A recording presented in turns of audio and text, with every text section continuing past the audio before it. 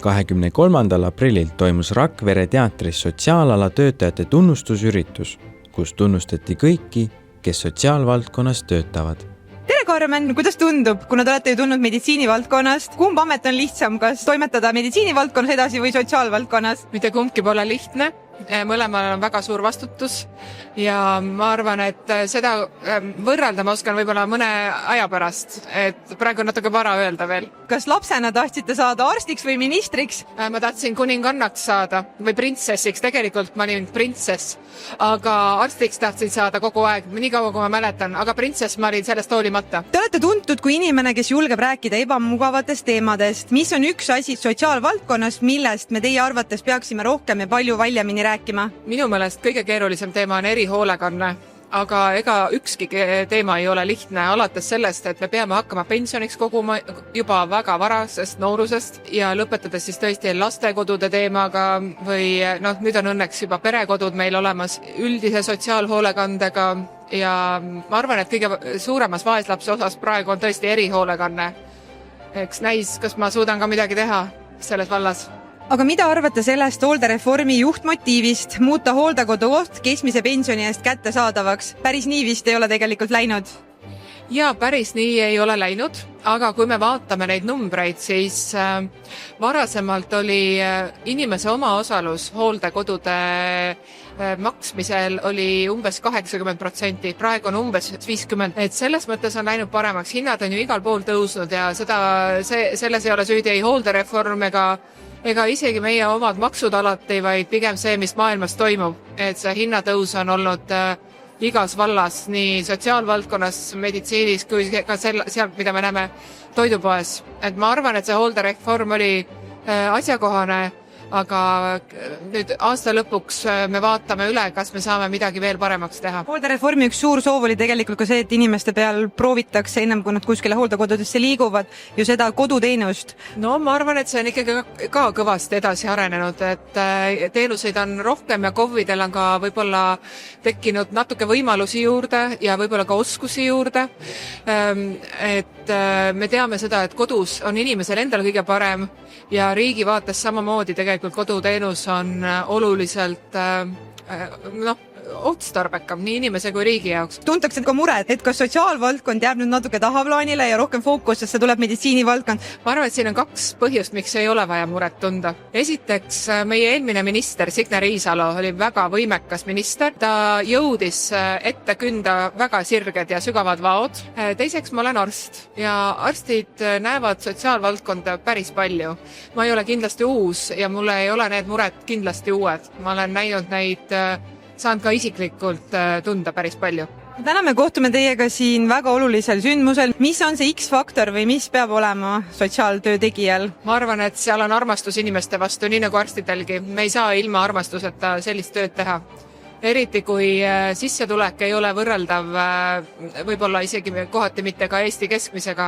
Et see töö, mida sotsiaaltöötajad, ükskõik on nad siis sotsiaaltöös või lastekaitses või ükskõik mil muul moel seotud selle valdkonnaga, ma väga imetlen neid inimesi, et suurepärane sisemine motivatsioon ja hoolimine ja armastus on märksõnad. Minu õde suri umbes 12,5 aastat tagasi. Tema 2 teismelist last jäid minu perre. Ja ma mäletan seda aega, nendel lastel mul oli vaja hooldusõigust taotleda ühele neist lastest. Ja see, kuidas lastekaitsetöötajad mind sisuliselt kätel kandsid läbi kõikide nende protsesside, et mul ei ole piisavalt sõnu, et neid tänada, sest mina olin veel šokis leinast ja kõigest sellest, missugune meie elu oli tollal. Nad tulid koju, vaatasid kodu üle, ma muidugi tegin avalduse, nad täitsid minu eest kõik dokumendid ära. Ma lugesin läbi, kirjutasin alla, käis advokaat kodus, nad käisid kohtus meiega kaasas, et väga suur tugi oli. Mina soovin sotsiaaltöötajatele jõudu ja sisemist põlemist, aga mitte läbipõlemist. Kas täna oli natukene väike tunne hinges ka, et ma lähen lavale? Tegelikult ei olnud, aga kui hakati lugema ette, et 180 kraadi, siis ma sain aru, et ilmselt oleme meie. Mis edasi? Meil on juba järgmine projekt käimas, me sellega ei lepi, et me arendame seda valdkonda edasi ja neid samu seksuaalnõustajaid harime edasi ja proovime ikkagi seda ennestustööd siis viia natukene sügavamale ka, et mitte lihtsalt ei ole meil platvorm, kus saab küsida nõu, vaid et meil on tegelikult Eestis äkki selle projekti lõpuks siis terve hulk inimesi, kes oleks valmis päriselt sellise murega inimesi nõustama ka. Kas on endal kolleeg, kes tegelikult selles valdkonnas on olnud teile väga suureks eeskujuks? Neid inimesi on tegelikult olnud mitmeid, mõned neist on ka välismaal. Aga et Eestis kõik minu sellised toredad kolleegid, muidugi projekti liikmed on väga ägedad, ilma nendeta ma ei saaks midagi teha. Kuidas teie ennast hoiate selle eest, et ei võtaks neid muresid koju kaasa? Üks minu viimase aja leid on see, et ma teen sellist sama rahvatantsu, nagu siin tehti. Et see on minu uus kirg ja hobi. Aga tantsu peale teie rühmakene ka läheb? Lähme, saime just, üle-eelmine nädal saime teada. Me olime väga õnnelikud. Oleme kinni püüdnud siit Sanderi, kes oli ka ise nomineeritud 2 valdkonnas. Kas on natuke kurb meel ka, et laureaadiks ei saanud? Ei ole kurb meel. Järgmine võimalus on järgmine aasta. Ja peame andma tegelikult aru, et kui meie kui väike tegija peabki jõudma teistele järgi, nendele suurtele tegijatele, kes on väga mahukat ja rasket tööd teinud, et mina arvan, et siin täna kõlasid väga paljudel, kes said selle laureaadiks, nendel oli ikkagi 25 aasta kogemus, 30 aasta kogemus, et see näitab seda, et inimesed väga pika töö tulemusena saavad tunnustuse. Et ma olen alati mõelnud seda, et tunnustus peab olema välja teenitud ja sul peab olema tõesti endal ka hea tunne, et jah, ma tõesti olen seda väärt. Sest täna siin tegelikult tunnustusüritusel oli meil suur osa juba noori, kellega meil annab väga palju ka tulevikus juba ära teha. Ehk et see natukene see generatsioonivahetus on jõudnud siia sotsiaalvaldkonda ka, nii et see annab meile võib-olla selle mõttemustri muutust, et see on hästi oluline. Miks sa, Sander, seda tööd teed? Ikkagi 50% on oma poeg. Praegu me rääkisime Estkerist, aga tegelikult nomineeriti ka sinu tervisetaskut. Mis on tervisetasku mõtted? 2-3 aastat töötades selle tervisetaskuga samamoodi on tervisetasku väljunud sellest Estkeri podcastindusest ja ta hakkab elama nagu oma elu, kus me siis saame täna ka juba koostööpartnerit kasutada. Et suureks koostööpartneriks on Esta, kes meil iga aasta ikkagi tellib ja soovib, et me siia tuleksime. Arma selge, mis tunded sind täna valdasid, kui sind nomineeriti parima hooldustöötaja kategoorias? Ütleme, mul on iga päev nomineeritud, eriti täna kindlasti veel kõige rohkem. Mis on need tegevused, millega vabal ajal tasakaalustad enda vaimset tervist näiteks? Aed, mets, mul on kanad, mul on linnud, tegelen loomadega ja see maandab. Aitäh ja aitäh teile kõigile. Kuidas selline, kui tuli postkasti kirjakene, et teid on nomineeritud, kas oli üllatus? Teadsin, et ta midagi korraldab, aga ma ei arvanud, et midagi sellist. Lihtsalt vabal päeval tuli meil ja mõtlesin, et mida ta tahab saada. Minu edu või kuidas ma ütlen, ka paljude teiste edu on see, kui sa õpid peegeldama tagasi seda headust ja tarkust, mis nendes aidatavates inimestes on. Et meil on nendest nii palju õppida, et kui sa lihtsalt süvened või peegelda tagasi seda, mida nemad sulle, sealt on tohutu, energia tulebki nendelt. Mis tunne oli täna, kui paluti lavale tulla? No tegelikult ma olin ülimalt üllatunud, sest ma ei olnud selleks üldse valmis, aga tegelikult ma olen nagu südamest tänulik, et mind on märgatud, et seda tööd nagu hästi tunnustatakse. Kui pikalt olete selles valdkonnas toimetanud? Olen siis aktsiaselts Koira hooldekeskuses töötanud kokku 34 aastat, sellel aastal täitub 35 ja olen siis teinud läbi erinevaid seal instantse. Mida teie enda vabal päeval teete? Ma olen 5 lapselapse vanaema. Et ma olen väga palju aega veedan oma laste ja lastelastega, nende peredega. Ma tantsin kohalikus koirukultuurimaja segarühmas, siis ma juhendan eakate tervisevõimlemise ringi, ütleme siis koirukultuurimajas ka 2 korda nädalas ja kui vaba hetk veel tekib, siis harrastame töökaaslastega matkadel käia, jooksudel ja väärtuslikku kvaliteetaega veeta. Mis sa arvad, mis on omadus, mis peab olema lapsehoidjal? Iga laps on erinev. Ma pühendangi igale lapsele oma aja, et temaga suhelda, et minu arvates see, et just see üks-ühele nii-öelda tegevused lapsega ja just see mõtleminegi ühe lapse nagu nii-öelda, et nad ei ole kõik samal tasemel. Et kuna ma tegelengi erivajadustega lastega, et siis just nendel on eriti see oluline, et pööratagi üks-ühele tähelepanu rohkem. milline on sinu teekond olnud sellesse valdkonda? See pole ju tavapärane, et meesterahvas on lapsehoidja. See algas 2020, kui ma läksin kaitseväe asemel, läksin asendusteenistusse ja siis nii-öelda sealt sai edasi, et mul hakkasid lapsed meeldima ja nüüd ma olen seal juba olnud pea 4 aastat siis täiskohaga. Mis on olnud mõne lapsem, kas mingi lause või mingi tegu, mis on sul ääretult südamesse pugenud? Meil oli üks poiss, kes siis tuli rääkis minule üks päev, et ta kuulas ühte laulu kodus ja siis seal üks väike tüdruk laulis, et ma olen kinni ja siis tema läks nii südamesse see ja siis ta tuli Jarmo juurde, et mul on nii kahju sellest tüdrukust, et ta kinni on ja siis ma seletasin talle ilusti ära, et ei, see on lihtsalt laul, et ta tegelikult ei ole päriselt kinni ja siis ta läks palju rõõmsamaks. Kui ma lavale läksin, siis ma tundsin elus esimest korda seda tunnet, mida on tundnud minu eakate kodu kliendid. Süda lööb nagu jänes. Vot niiviisi lõi mu süda. See tunne, kui ma vaatasin siin saalis olevaid inimesi, sotsiaalvaldkonna tegijaid, kuradi ma hea oli olla. Ja tegelikult kõigis neis, kes siin saalis täna olid, paistis silmis julgust. Julgust teha, julgust märgata ja tegelikult ka julgust esitada.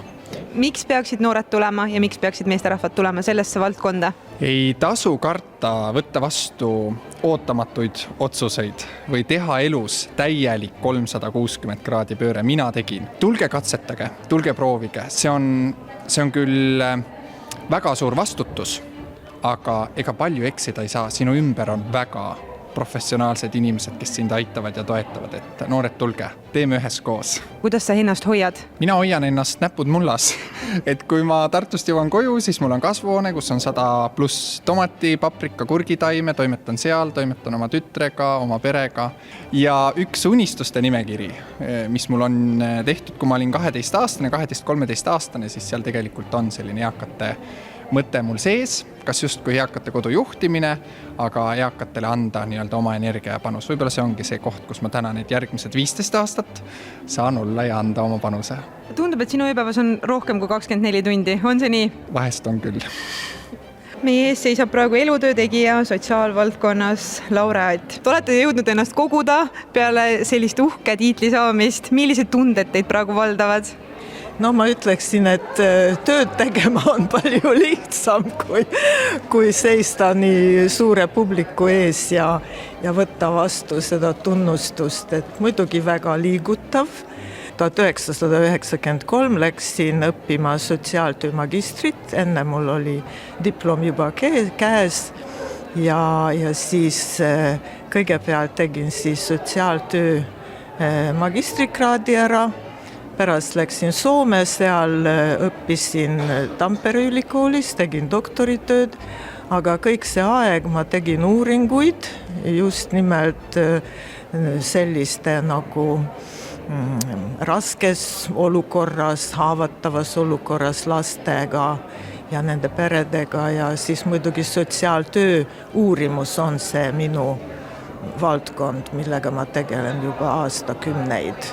Ja muidugi õpetan Tartu Ülikoolis sotsiaaltööd, sotsiaalpoliitika bakalaureusses ja magistris ja siis doktoriõppes. Mina ütleksin, et mul vedas, et ma terve elu tegelen selliste teemadega, mis mulle on väga huvitavad. Mul on alati hea meel see, et kui ma õhtul lähen magama ja on selline tunne, et tänane päev ei kulunud asjata. Te ütlesite lavale, et teil on tegelikult juba mõeldud väga palju uusi mõtteid. No see teema, minu teemad on alati need riskis olevad lapsed, need on siis need lapsed, kes on perest eraldatud, kellel on raskused, kas kiusamine, perevägivald ja lapsed, kes on kinnistes asutustes, kes on õigusrikkujad. Ühesõnaga, see on raske teema, aga edaspidi mul on plaan nüüd sellega edasi tegeleda, sest minu arvates laste heaolu tõesti põhineb lapse õigustes.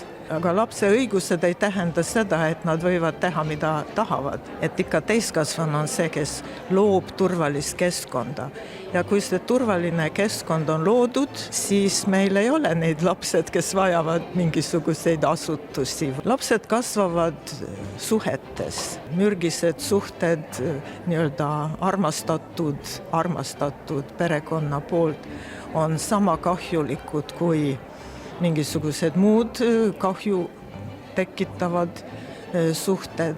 Et see on edaspidi, ma kavatsengi tegeleda edasi sellega. Suured tänud ja see elutööpreemia läks väga-väga imelisele inimesele. Väga ilus üritus on tehtud. Minul läks mitu korda publikus pisarad voolama. Need kõned olid väga südamesse pugevad. Mis tundeid on teil kui korraldajatel praegu? Siin saalis ei läinud enam silm nii märjaks. Märjaks läks siis, kui lugesid seda kategooriat klient kiidab.